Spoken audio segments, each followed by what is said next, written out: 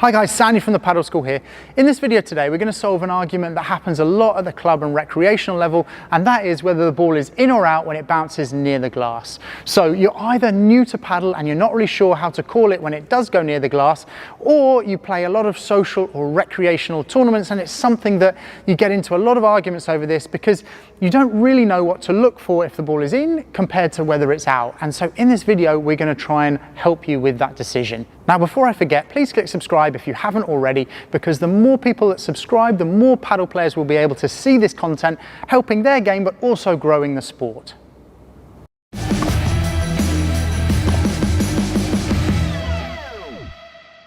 So even if you're new to paddle, you probably already know that if the ball hits the glass first, that's considered out. If it hits the ground first, that's considered in. And if the ball goes towards the nick, this is where everyone has a difficulty because they can't tell if it's ground or glass first. So we're going to look at two main areas to tell you. The first is trajectory and the second is going to be spin.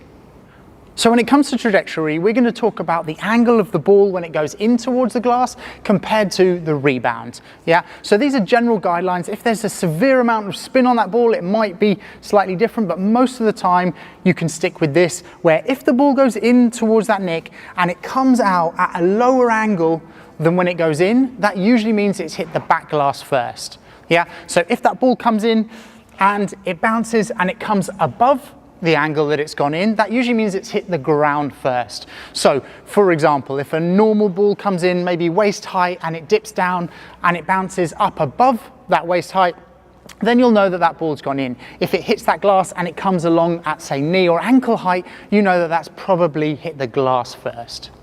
So when we're looking at spin, we're going to talk about, again, a general guideline. If there's a serious amount of topspin and slice on that ball, that might mean that there's a slightly different reaction, but for the majority of balls, it's going to react like this. Now, hitting the two surfaces means that it's going to create friction on the ball and cause a spin. So when that ball goes into the nick and it hits the glass first, it actually creates a spin, almost like it's going to be topspin from this side, rolling forward towards the net. So when that ball goes and hits the glass, not only does it stay low, it also goes with a lot topspin, and that's why it goes so quickly towards the net. If it hits the ground first, it comes up, but also it has a kind of slice or backspin on the ball which holds that ball up. That's why it slows down a little bit when it hits the ground first. So these two types of spin that you'll see from that are often good indicators whether that ball has gone in or out. A couple of areas where it can be difficult to tell, one of which is the side glass. So if they're serving into this side glass and you're in the return position, you don't have a lot of space to see the spin, so you have to really rely on the trajectory of the ball. So if you get into this good return position and that ball bounces fast off here, you know that it's probably going to hit the side glass first if it's an unusual bounce that comes away towards your knee or ankle. If you get in this position and that ball just bounces up a bit like it should do normally, then you probably know that it's going to hit the ground first. The other area where it can be really difficult to tell is with the fence. Already the rebound is quite irregular with the fence, so when the ball goes in, it can be difficult to judge.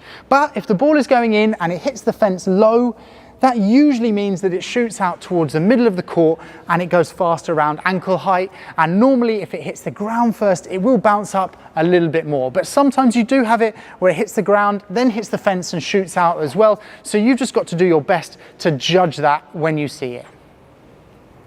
When it comes to using your judgment, you also want to consider the playing situation. So when that ball goes in towards the nick and you get into a good position to hit the ball and it bounces up and it is playable, you should probably play it, give the benefit of the doubt and continue the point.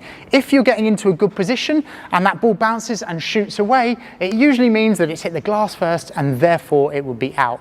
Now, the Spanish translation for the ball that lands kind of right in the middle and goes up, they call it the egg, don't ask me why, but when it does that, you should probably try and play it if you can, because at the end of the day, you're wanting to create an atmosphere of good sportsmanship amongst the group. Now, if you do call it out and there is a big argument, then I would probably recommend taking the high road and saying, let's play a let.